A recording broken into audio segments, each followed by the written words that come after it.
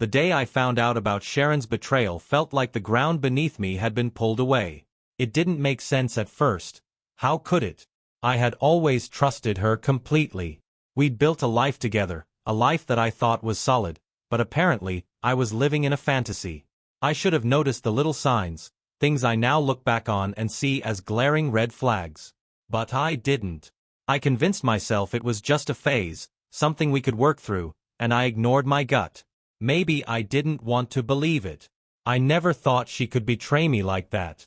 There had been moments, of course.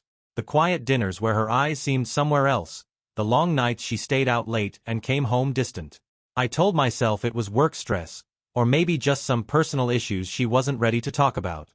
I was a fool to believe it. And when I did start to feel that creeping suspicion, I buried it. I didn't want to admit to myself that I could be wrong about the one person I thought I knew better than anyone. The last thing I wanted was to believe that the woman I loved, my wife, for Christ's sake, would cross that line.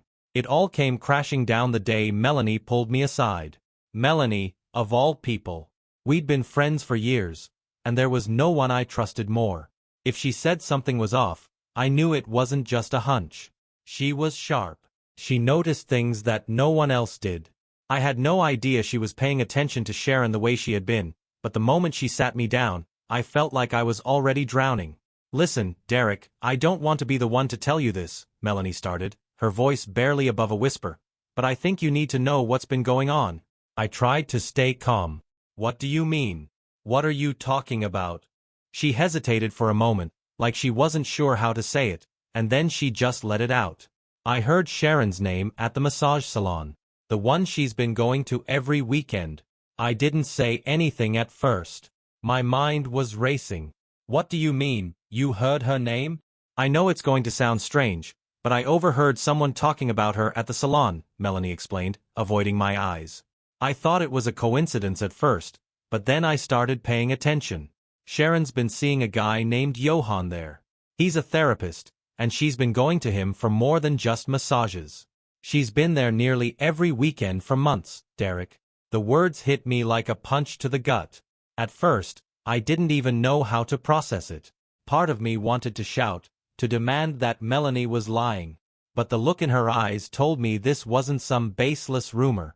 She wasn't making this up. I felt a cold sweat break out across my back. "Are you sure?" I asked, my voice barely a whisper. "I wish I wasn't," Melanie said softly. "I really do." And that was it.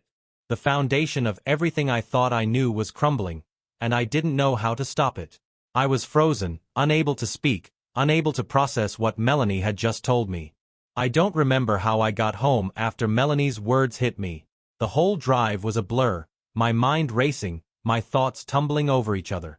Sharon had been seeing Johan every weekend for months, while I had no clue. The betrayal felt unreal, like a nightmare I couldn't wake up from. When I walked through the door, Sharon was sitting on the couch, scrolling through her phone like nothing was wrong. Her calm, casual demeanor made my blood run cold. I wasn't sure how to even start the conversation, but I knew I had to confront her. "Sharon, we need to talk," I said, my voice tight. She put down her phone and looked up at me, her face blank, like I hadn't just been blindsided by the truth. "What's wrong?" she asked, as if I were the one being unreasonable. I took a deep breath, trying to steady myself. "I know about Johan," I said, my words feeling foreign. "I know everything." For a moment, she didn't say anything. Then she just stared at me, her eyes calculating, like she was deciding whether to lie or come clean. Finally, she spoke. "Derek, it's not what you think." Melanie must have misunderstood. I could feel my chest tightening. "No, Sharon. You've been seeing him. You've been sleeping with him every weekend. Don't lie to me." She paused, then let out a long sigh, like she was preparing to defend the indefensible.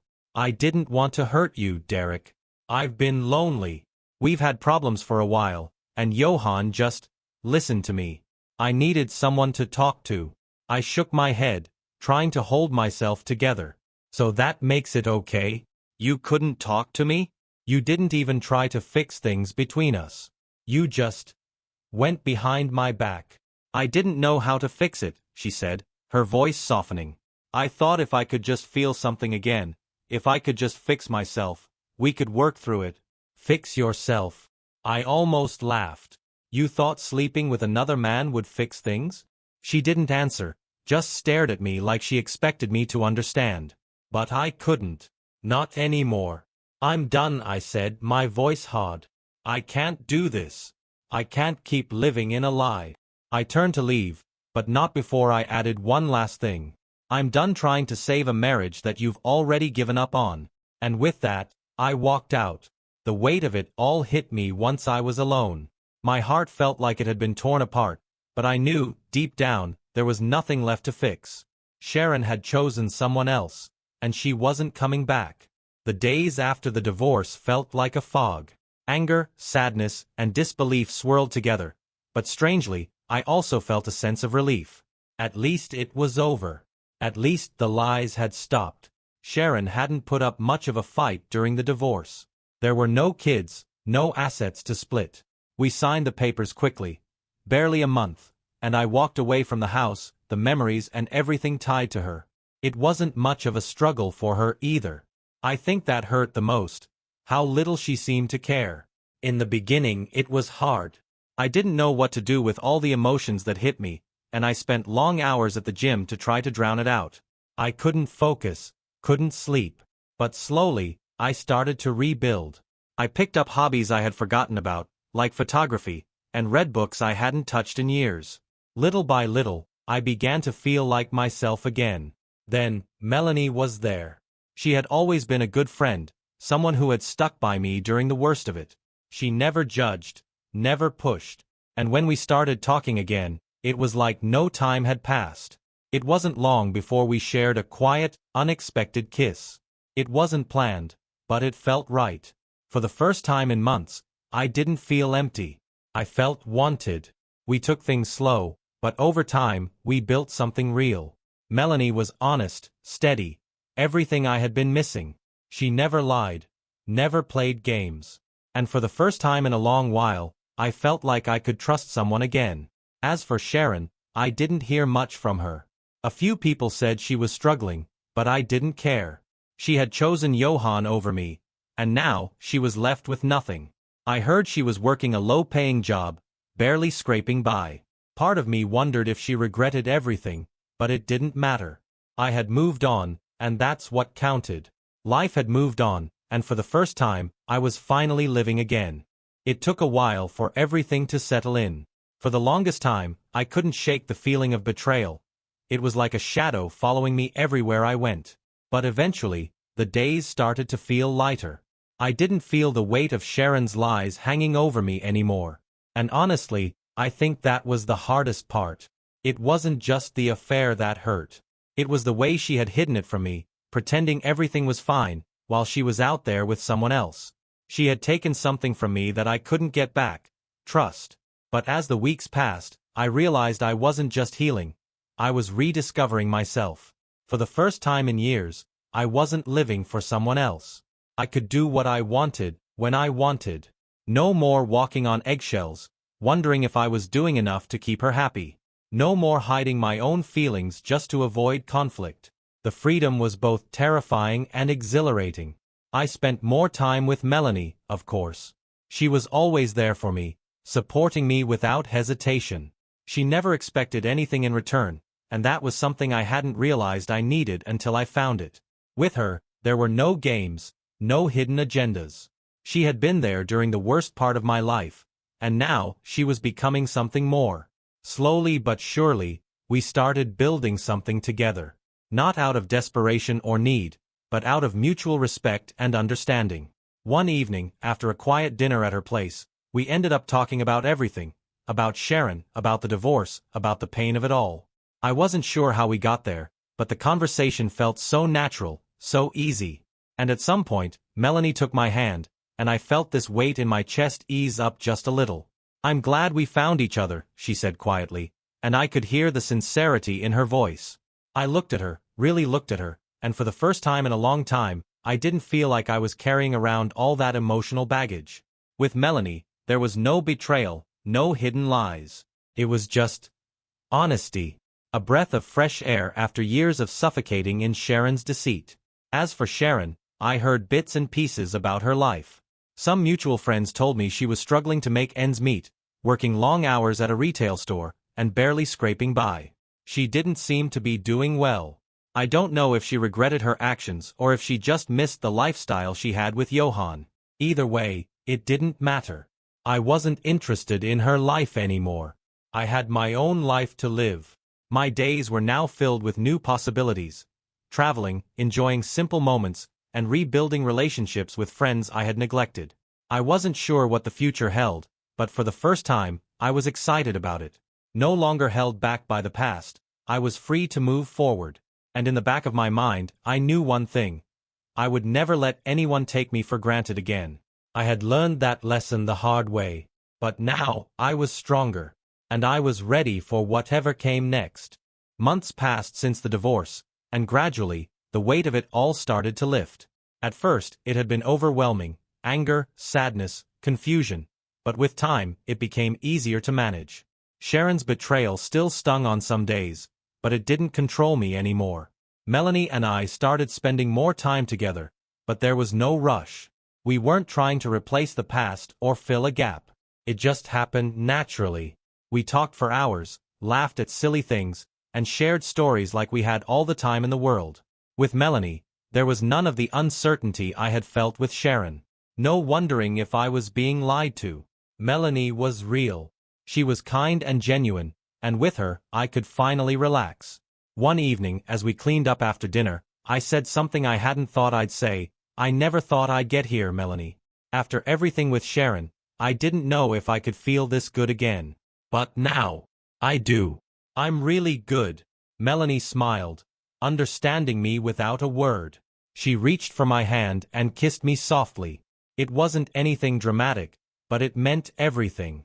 In that moment, I realized this was real. This wasn't a temporary fix. This was something lasting. I began to see how far I'd come. The fear and doubt that had followed me for so long, it wasn't there anymore. With Melanie, I felt safe. There was no tension. I didn't second-guess everything. I could breathe again. I could just be. I still heard about Sharon from mutual friends. She was struggling. She had taken up a retail job and was barely getting by. The life she had imagined with Johan had fallen apart, just like everything else. I didn't feel satisfaction in her downfall, but I didn't feel sorry for her either. She made her choices, and now she was living with them. The more I thought about it, the more I realized my life was better without her. The divorce hadn't been easy, but it had freed me. I wasn't weighed down by her lies and manipulation. With Melanie, I found a new sense of freedom. Melanie didn't try to fix me. She didn't need me to be anything other than myself. She accepted me. Slowly, she helped me heal, simply by being there. Looking back, I saw how far I had come. The pain was still there, but it no longer defined me. I wasn't just surviving anymore. I was living. And for the first time in a long time, I wasn't alone. The future, which once seemed uncertain, now felt like a chance. With Melanie by my side, I knew that whatever came next, I could handle it. The life I had left behind was no longer holding me back. This was a fresh start, and I was ready. I thought the hardest part was over, but life has a way of throwing curveballs when you least expect it. One afternoon, a text message from an unknown number caught my attention. I almost didn't open it, but something told me to. When I read it, my heart sank. "Hey Derek, it's Johan." I stared at the screen, trying to figure out why Johan, Sharon's affair, was reaching out to me now. After everything, I didn't want to deal with him. But curiosity got the better of me. I opened the message. I know this is probably the last thing you want to hear, but I need to explain myself. I never meant for things to get as messy as they did between us. Sharon's told you what happened, but it wasn't all her fault. I played my part too. I don't expect forgiveness, but I thought you should hear this from me, not anyone else. For a long time, I didn't know how to respond. On one hand, I wanted to tell him to go to hell. On the other, a small part of me felt like I needed to hear his side. Maybe it was just the unfinished business of it all, or maybe I wanted some kind of closure. But I was tired of being defined by this mess. So, I didn't reply. I told Melanie about the message that evening. She listened patiently, offering a few words of support, but she didn't try to sway me either way. I could see she was just as surprised as I was. "You don't have to respond," she said softly. "If you do, do it for you, not for him." I spent the next few days thinking it over. A part of me wanted to confront Johan, demand answers, maybe even yell at him for what he'd done. But another part of me realized something important. His apology didn't change what had happened. Sharon's betrayal wasn't something that could be undone by a simple explanation or a few words. Finally, I made my decision. I deleted the message and blocked the number. I didn't need Johan in my life. I didn't need his words to justify what Sharon had done. The past was the past, and I was done living in it. It was a small act of reclaiming my peace. That night, I told Melanie what I'd done. She just smiled, her eyes full of pride and understanding. "That's the right choice," she said, her voice soft but firm. It felt good to take control over the situation. I had been the one who was betrayed, yet for too long, I had let that betrayal dictate my actions. Now I was choosing not to let it affect me anymore. It was freeing, in a way, like cutting the last remaining string that tied me to that painful chapter of my life. The next few days were quiet. I focused on the present, on what really mattered. My own happiness, my future, and the relationship I was building with Melanie. We didn't talk about Sharon or Johan, or anything related to the past. We just lived together in the now. I had finally learned that sometimes, moving forward means leaving the past behind. Life started to feel less complicated after I made my peace with Johan's message. I was finally focusing on what mattered.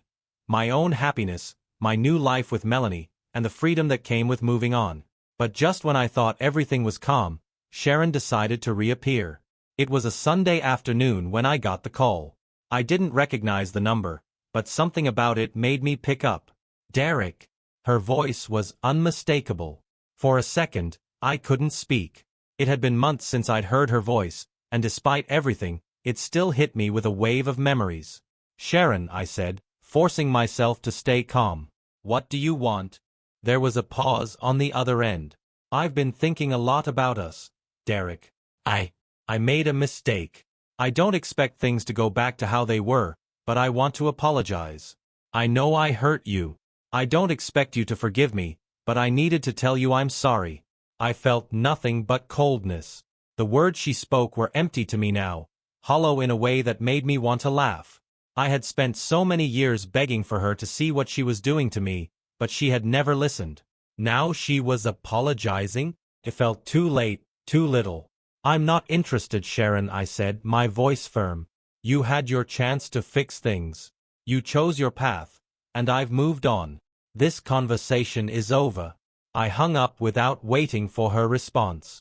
The call had been nothing but a reminder of how much she had broken me, and how much I had healed since. When I told Melanie about it later, she just shook her head. "It's always the same with her, isn't it? Coming back when it suits her. But you're done with her, Derek. You've got a life now. You've got us." Her words were a balm to my soul. She was right. I didn't need Sharon's apology. I didn't need her to validate my pain. What mattered was where I was now, and who I was with. Sharon's reappearance was a test, but it wasn't going to derail me. I had learned that the only person who could truly heal me was me, and Melanie had only helped that process along. The next few days were quiet, and I felt a sense of peace I hadn't known in years. I was beginning to realize how far I had come. The fear, the doubts, the constant second-guessing, it was all behind me. What I had with Melanie wasn't just a fresh start, it was proof that I could rebuild, that I could trust again. The future no longer felt uncertain. It was open, full of possibilities. I didn't know exactly what it held, but for the first time in a long while, I was excited to find out. And as I looked at Melanie, who was right there by my side, I knew that whatever came next, we would face it together. As time went on, my life continued to settle into a rhythm I hadn't known in years. With Melanie, everything just felt right. I was starting to think that maybe, just maybe, I was finally in a place where I could let go of the past for good. But life had a way of testing my resolve, and it came in the form of an unexpected visitor. It was a Tuesday evening when the doorbell rang. I wasn't expecting anyone, so when I opened the door and saw a familiar face, my stomach dropped. It was one of Sharon's old friends, Lena. "Hey, Derek," she said hesitantly. "Can we talk?" I didn't want to. I had made it clear to everyone that I was done with the past.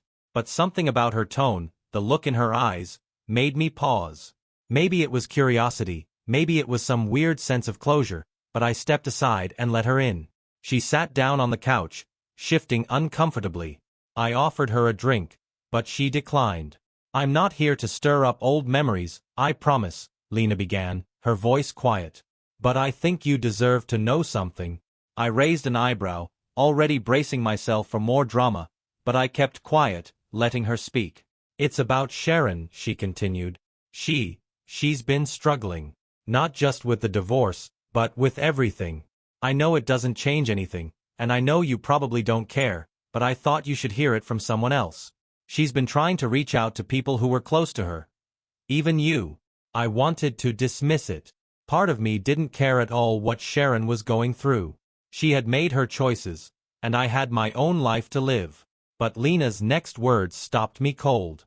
"She's been talking about how she regrets everything," Lena said. "About you. About what she lost." I felt a strange mix of emotions, relief, bitterness, and something I couldn't quite name. It wasn't the apology I had been waiting for, but there was something in her words that made me pause. Was she truly sorry? Or was this just another attempt to control the situation, to make herself feel better?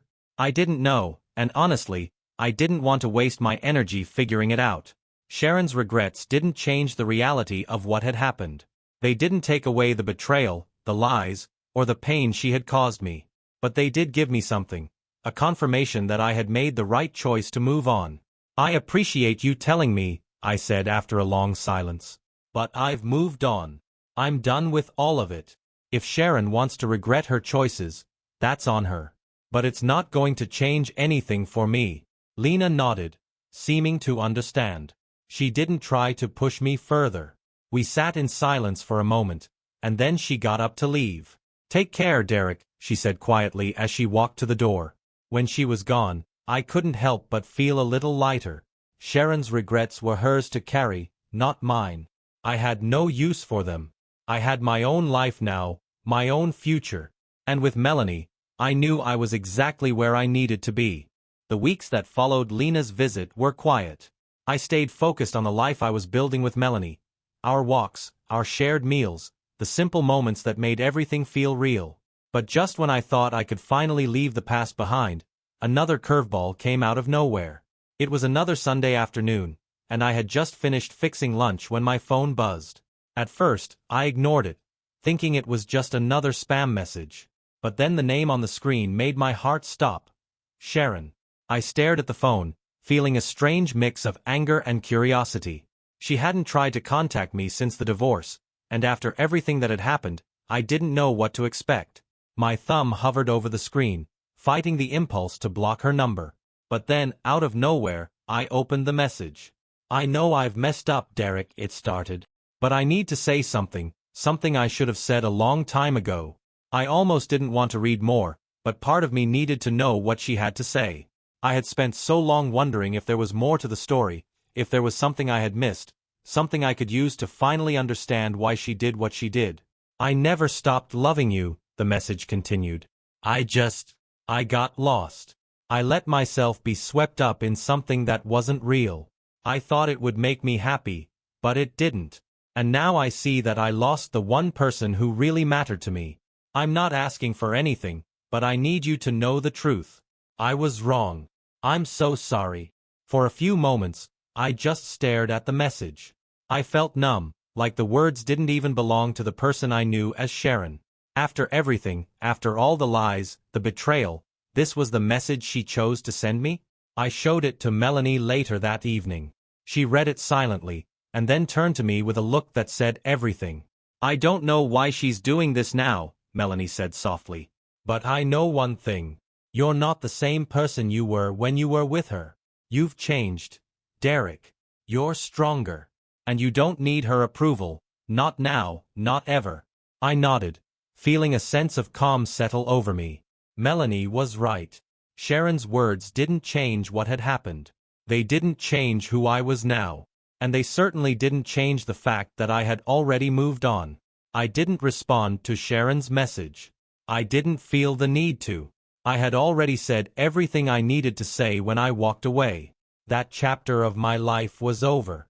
The next few days were quiet. I went about my life, not letting the message from Sharon affect me. I had learned that the truth didn't always come wrapped in the package we expected.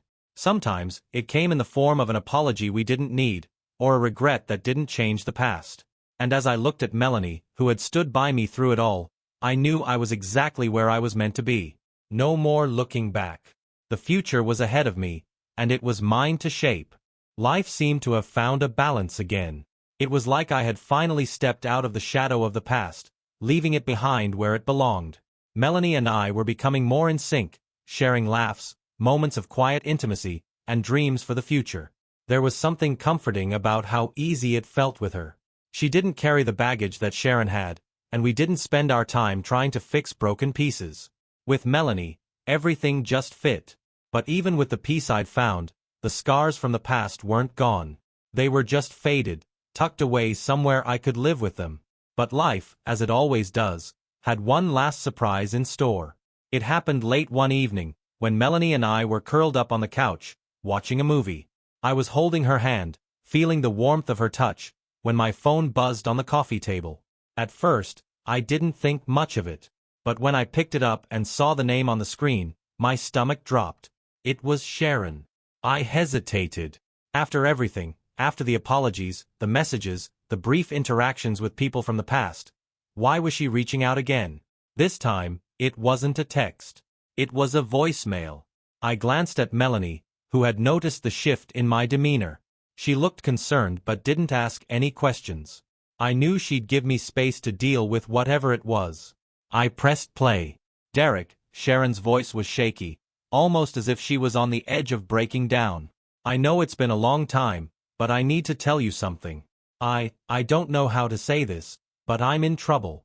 I've made so many mistakes, and now I've found myself in a situation I can't get out of. I need your help. The words hit me like a cold wave. My mind raced. Sharon, asking for help? After everything? It felt like a cruel joke, like the universe was testing me, making me question all the progress I had made. For a second, I thought about ignoring it, but something in her voice made me hesitate. It was a desperate kind of vulnerability, one I hadn't heard from her in years. The same woman who once dismissed my feelings, who had shattered my trust, was now calling out for assistance. Melanie could sense my hesitation, and before I could make any decision, she spoke up.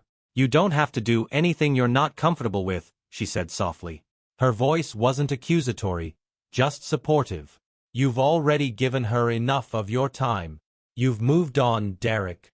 Her words gave me the clarity I needed. It wasn't about Sharon anymore. It wasn't about the past, or the way she'd treated me.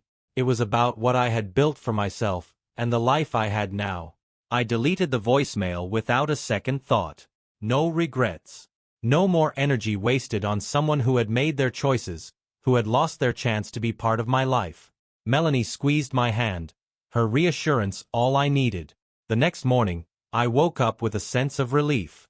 Sharon's message had come and gone, just another attempt to pull me back into a life that no longer fit. I had my own life now, a better life. And I wasn't going to let anyone, least of all her, take that from me. The days after deleting Sharon's voicemail passed quietly. Melanie and I were starting to talk about bigger things. Things like our future together, what we wanted from life, and even the possibility of moving in together. It felt like I had finally found my place, my peace. The shadows of the past no longer loomed over me. But, of course, life had a way of testing everything. And it came in a way I didn't expect. One afternoon, I was at home when the doorbell rang. I wasn't expecting anyone, so I opened the door with a little hesitation. When I saw who it was, I froze. It was Johann, the very man who had been a part of Sharon's betrayal, the one she had chosen over me. It was surreal seeing him standing there. I couldn't help but feel a wave of anger rise up inside me, but I forced myself to stay calm. "Can I help you?" I asked, trying to keep my voice neutral. He shifted on his feet, looking uncomfortable. "Derek, I know this is the last thing you want, but I need to talk to you. It's about Sharon." The name hit me like a punch to the gut. Sharon. Why was he here? What could he possibly have to say to me now? But before I could slam the door in his face, he spoke again. "I'm not here to make excuses. I've been carrying a lot of guilt about what happened, about everything I was a part of. I don't expect you to forgive me, but I need you to understand something." He paused, clearly unsure of how to proceed. I didn't know whether I wanted to hear it, but curiosity got the better of me. "What could you possibly say that would make this any better?" I asked, trying to control the anger creeping into my voice. "I never meant to hurt you, Derek," Johan said quietly, looking genuinely remorseful. "I don't know what I was thinking when I got involved with Sharon. It was wrong, and I've regretted it ever since. I just needed to tell you that." The words were empty, just like Sharon's apology. But there was something in his tone that made me pause. For the first time, I saw him as a person, not just the symbol of her betrayal. He wasn't looking for my forgiveness. He wasn't trying to justify what had happened. He was just acknowledging it. "I'm sorry for everything that happened," he said again, before turning and walking away. I stood there for a moment, watching him leave. It felt like another chapter of the past closing, and yet, the anger I had once felt was gone. It wasn't because of his apology, because it didn't change anything, but because I had moved past it. Sharon had made her choice, and so had I. When I told Melanie about Johan's visit later, she wasn't surprised, but she could see the change in me. She knew that I had finally let go of the weight that had held me down for so long. "You're free now, Derek," she said, pulling me close. "And you've got me." Her words felt like the final reassurance I needed. Melanie wasn't just a part of my life now. She was the life I wanted. She had been my anchor, my support when I needed it most, and it was clear to me that nothing from my past could threaten what we had. I looked at her, knowing that this was the life I had chosen, the life I had built, and I wasn't going to let anyone disrupt that. Not Sharon, not Johan, not anyone. Weeks passed in a blur. Melanie and I continued to grow closer, carving out a life together that felt solid, grounded in trust and mutual respect. I thought I had finally put the past to rest, that the shadows of my previous marriage would remain where they belonged, in the past. But life has a way of throwing unexpected curveballs, and just when I thought I had everything under control, another storm hit. It was a Friday afternoon when I received a call from an unknown number. Normally, I would have ignored it, but something about it felt urgent, like I was supposed to answer. I picked up the phone, and before I could say anything, a voice I hadn't heard in months came through the speaker. "Derek, it's Sharon." I froze. The last time I'd heard from her, it had been a text, a voicemail, nothing more. But now, she was calling me. My first instinct was to hang up, but curiosity got the best of me. I listened. "I know this is the last thing you want to hear, but I need you to understand something," Sharon continued, her voice trembling. "There's something you don't know. Something I didn't tell you before." I clenched my jaw. After everything, after all the lies, the betrayal, now she wanted to talk? Now she wanted to tell me the truth? "I don't know what you think you can tell me that will make a difference," I replied, my voice cold. "You had your chance, Sharon. You lost it. You lost me." "I know," she said, her voice breaking. "But this is important. It's about Johan. About what happened after the divorce." I felt a surge of irritation, but I forced myself to stay calm. "What about Johan?" "He's not who you think he is," she said, almost pleading. "There's so much I never told you. Derek, I never wanted to hurt you. I never wanted things to end like this. But now I know. I know that I've made the biggest mistake of my life." Her words were a jumble, fragments of guilt and regret. But I didn't need her apologies anymore. I didn't need any more explanations. My life had moved on. I had moved on. "I don't want to hear it," I said, cutting her off. "I've heard enough, Sharon. I'm done with this. I don't need any more of your excuses, and I don't need any more of your lies. You made your choices, and I made mine. I'm happy now. And that's all that matters. I didn't wait for a response. I ended the call and sat there, staring at the phone in my hand. For a moment, I felt a strange emptiness. Not anger, not relief. Just a hollow space. I didn't care about Sharon's guilt. I didn't care about Johan's secrets. It was all just noise now, a distant echo of a life I'd left behind. When I told Melanie about the call, she didn't ask many questions. She simply took my hand and gave it a reassuring squeeze. "You're free," she said softly. "It's over. Let it go." And in that moment, I realized she was right. It was over. All of it. The pain. The betrayal. The unanswered questions. They didn't belong to me anymore. Life felt different now.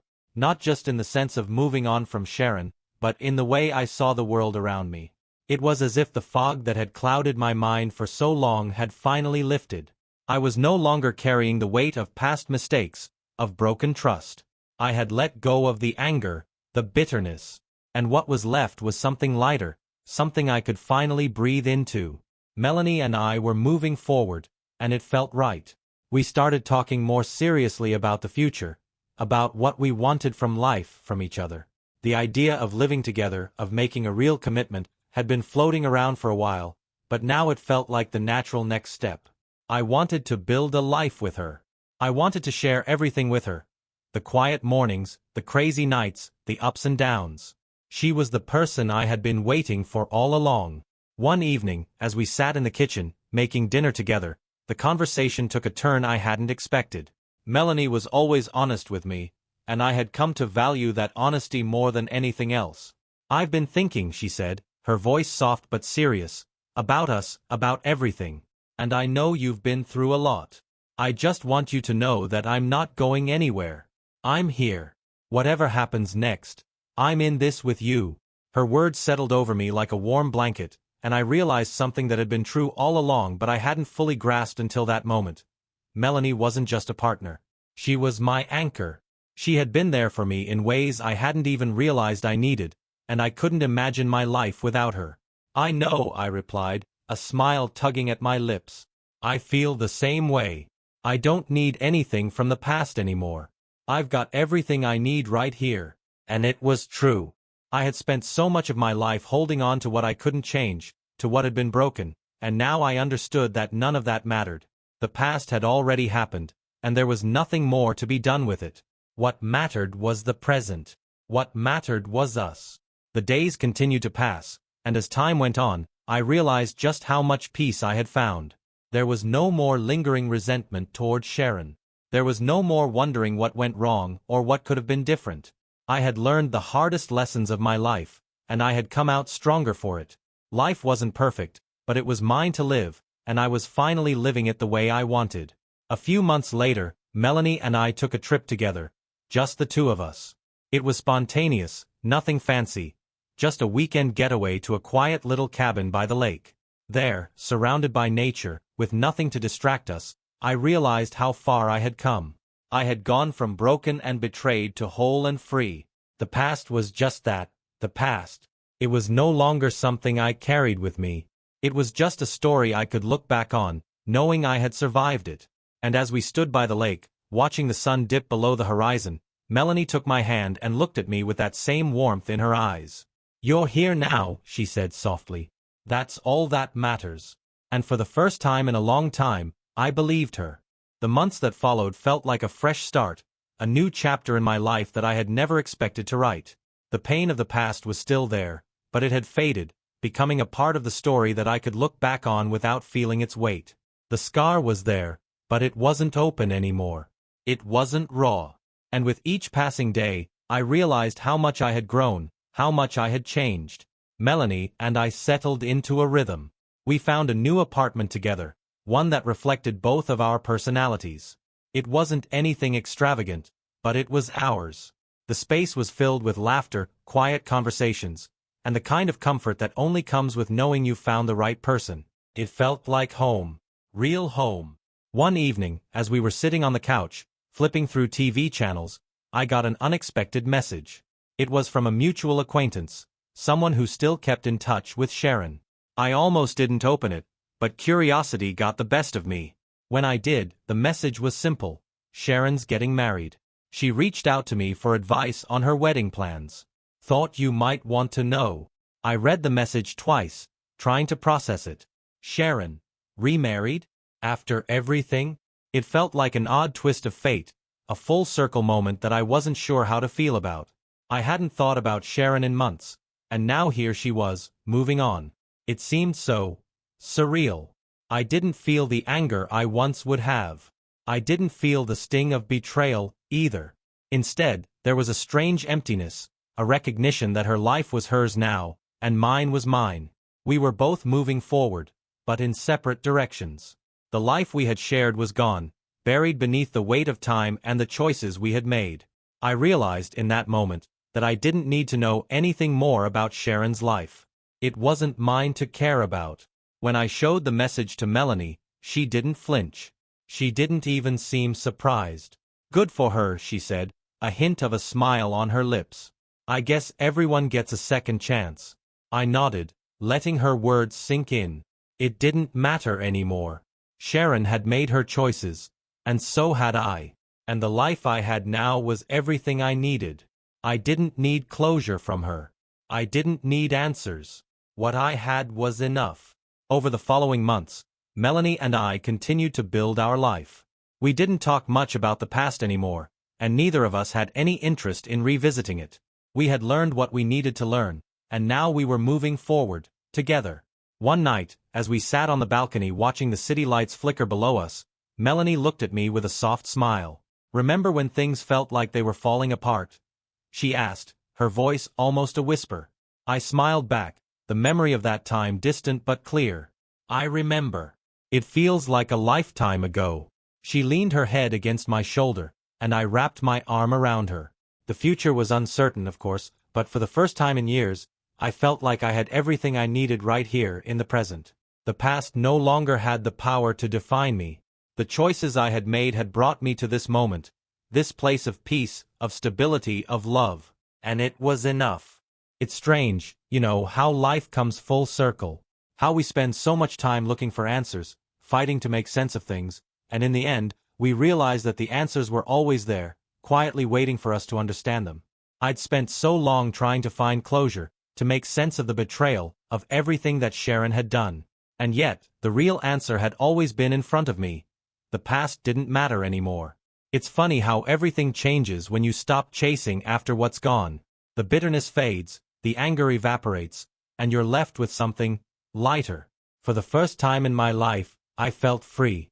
Not just from Sharon, not just from the lies, but from everything that had held me back. From the person I thought I was supposed to be, from the man I had been before. Melanie and I continued to grow together. Every day, we built something new. Small moments of joy, quiet companionship, laughter, and love. There were no grand gestures, no perfect declarations. There was just us, side by side, facing whatever came next, together. It was simple, it was real, and it was everything I had ever wanted. One evening, months after the last conversation I'd had with Sharon, I found myself walking through the city with Melanie. It was late, and the streets were quiet, lit only by the glow of street lamps and the occasional passing car. It was one of those peaceful nights where everything felt right, where I could hear the hum of the world around me but it didn't disturb me. It was calm. As we walked, Melanie turned to me, her eyes reflecting the light from the street lamps.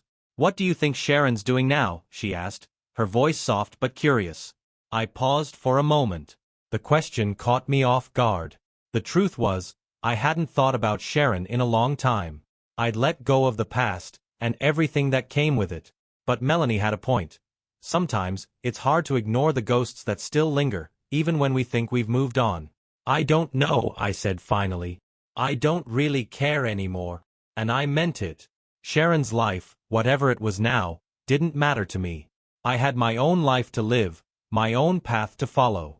The anger I once felt had been replaced with peace. The resentment had turned into indifference. And that was the moment I knew for sure that I was truly free. We continued walking, hand in hand, the future ahead of us, unwritten, untold, but full of possibilities. No more looking back. No more unfinished business. The past was a book I had already closed, a chapter that had already been written. And now, it was time to live the next one.